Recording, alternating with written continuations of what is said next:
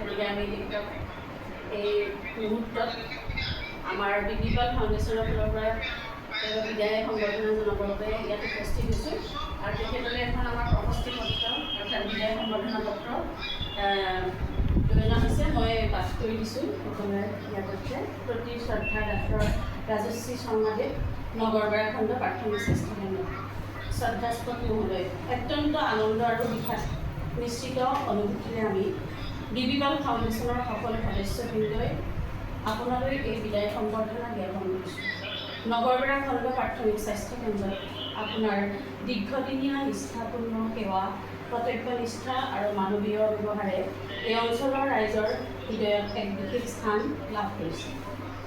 এজন দক্ষ আৰু সহানুভূতিশীল চিকিৎসক হিচাপে আপুনি কেৱল ৰোগীৰ চিকিৎসাই নহয়, বৰঞ্চ অসংখ্য লোকৰ মনত সাহস, আস্থা আৰু আশাৰ সঞ্চাৰ কৰিছে। আপোনাৰ সৰল ব্যৱহাৰ, কৰ্মৰ প্ৰতি আন্তৰিকতা আৰু সমাজসেৱামূলক মনোভাৱে সকলোকে সদায় অনুপ্ৰাণিত কৰি আহিছে। নগৰবেৰা অঞ্চলৰ ৰাইজৰ স্বাস্থ্যসেৱাৰ ক্ষেত্ৰত আপোনাৰ অৱদান সদায় স্মৰণীয় হৈ থাকিব। আপুনি যি আন্তৰিকতাৰে অসুস্থ, দৰিদ্ৰ আৰু অসহায় লোকসকলৰ কাষত থিয় দিছিল, সেয়া কেতিয়াও পাহৰিব নোৱাৰে। আপোনাৰ পদূলিয়ে আমাৰ মাজত এক শূন্যতাৰ সৃষ্টি কৰিব যদিও আপোনাৰ উজ্জ্বল ভৱিষ্যত আৰু নতুন কৰ্মস্থলীতো অধিক সফলতা কামনা কৰিছোঁ। ঈশ্বৰে আপোনাক সুস্বাস্থ্য, সুখ আৰু কৰ্মজীৱনত অধিক সাফল্য প্ৰদান কৰক, এয়াই আমাৰ আন্তৰিক প্ৰাৰ্থনা। শেষত আপোনাৰ আগন্তুক জীৱন সুন্দৰ আৰু সফল হওক বুলি পুনৰ এবাৰ আন্তৰিক শুভকামনা জনালোঁ।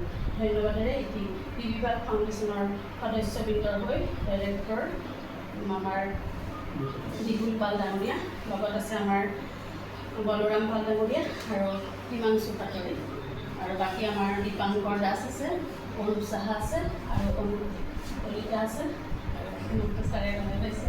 গতিকে মই আমাৰ